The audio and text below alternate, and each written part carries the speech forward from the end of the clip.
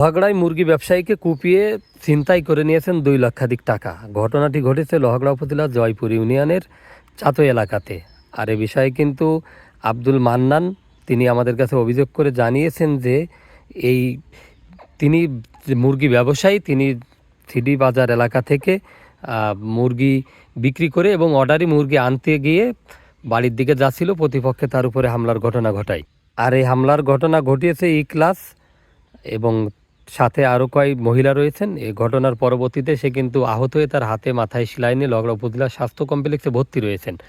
আর এই ঘটনায় কিন্তু তারা ইতিমধ্যে লোহাগড়া থানা পুলিশের কাছে একটি লিখিত অভিযোগ দায়ের করেছেন। আমরা কথা বলেছি লোহাগড়া থানা পুলিশের ভারপ্রাপ্ত কর্মকর্তা ওসি মোহাম্মদ আশিকুর রহমানের সাথে। তিনি জানিয়েছেন অভিযোগ পাওয়া গেছে, তদন্ত সাপেক্ষে আইনগত ব্যবস্থা গ্রহণ করা হবে। এই হামলাকারী যারা রয়েছেন তাদের সাথে কিন্তু আমরা বিভিন্নভাবে যোগাযোগের চেষ্টা করেছি, যোগাযোগের চেষ্টা করে তাদেরকে পাওয়া যায়নি। মান্নান মিয়া যে আহতর ঘটনা ঘটেছে এবং তার সাথে যে ঘটনা ঘটেছে সেটা আমরা কিন্তু তার মুখ থেকেই জেনে নিব। আমি একজন মুরগির ব্যবসায়ী, সিটি বাজার আমার দোকান আছে, ওখান থেকে বাড়িতে আসলাম। আমার বাড়ি চাচাই জানায়, নাম মান্নান মোল্লা। আমি কিছু মুরগির অর্ডার পাইছি, এই জন্যই লাউড়ে যাবো, এই জন্য বাড়িতে আসছিলাম যে আমার কাছে 1,80,000 টাকা আছে, আর বাড়ির থেকে কিছু টাকা নিয়ে গাড়িতে উঠবো।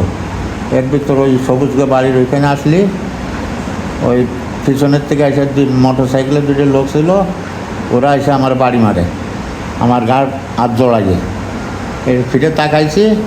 তারপরে ইখলাস মূল্য আমারে মাথায় আঘাত করে, আমি একদিকে তাকাইছি, প্রথম বাড়ি, দ্বিতীয় বাড়ি আমার মাথায়, আমার 2 জায়গায় মাথাও কাটছে, হাতও কাটছে।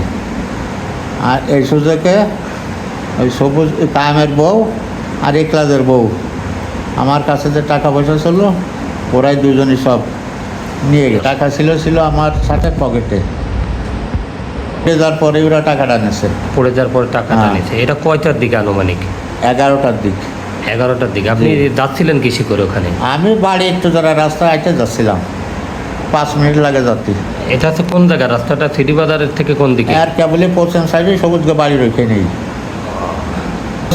আজিমুল মুজারের ছেলে আর ইসুফ তুতাবাইর ছেলে 8-9 বছর ধরে বসবাস করতেছি ওইখানে, নতুন বাড়ি কিনে। ওদের বাড়ি কি আপনার বাড়ি একই জায়গায়? একই বাড়ি, ওদের সাথে আমাদের কোনো শত্রুতা নাই। তা আমি এই মাইটারি খাওয়ার পরে হাসপাতালে শোনা যে সকালবেলা আমার ছেলের সাথে একটু গ্যাঞ্জাম হয়েছে, আর এই ঘটনা তো আমি জানি না জানার পরে তো আমি ওইখান থেকে যাচ্ছিলাম। 1,80,000। এই 2 মহিলা? হ্যাঁ। আমার নাম মোহাম্মদ তরিকুল ইসলাম, আমার বাবার নাম মান্নান মোল্লা। আমার সাথে বা আমার বাবার সাথে ওদের কোনো বিবাদ নাই। আমি বাড়িতে আসছি রেসিপিতে, আমার ভাইও বাড়িতে রেসিপিতে আসছে।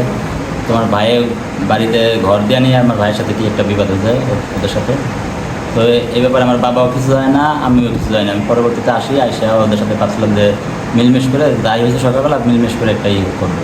কিন্তু এর মধ্যে আমার বাবা দোকান থেকে আসতেছিল, ব্যবসায়ী প্রায় 1,80,000 বা 2 লক্ষ টাকার মতো আনুমানিক নিয়ে, ওনার অর্ডার ছিল মুরগির অনেক, এগুলো নিয়ে আসতেছিল। পথে থেকে ওদের 2জন হেলমেট পরে 2জন লোক ছিল নাকি আমার আব্বু বললো যে 2জন হেলমেট পরে লোক পিছন থেকে হামলা করছে। তারপরে আবার ওই ইখলাস এবং ইখলাসের বউ, ইখলাস যখন মাথায় বাড়িয়েছে আমার আব্বু যখন ঘুরে পড়ে গেছে, তখন ওরা ইখলাসের বউ, ইখলাসের খালা, ওরা টাকা পয়সা আর কি চিনে নিচ্ছে।